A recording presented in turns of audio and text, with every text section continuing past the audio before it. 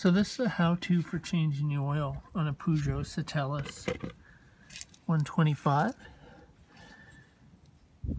The oil pan drain right here has a square receptacle, and it's smaller than a 3/8 inch drive and larger than a 1/4 inch drive. So I had to make my own. What you want to do is take a 5/16 Allen wrench. You just want to shave off two sides, just a little bit.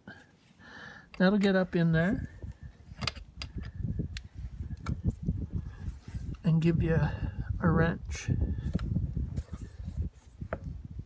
And in order to loosen it, you're going to turn it back towards the tire if you're on the right side of the bike.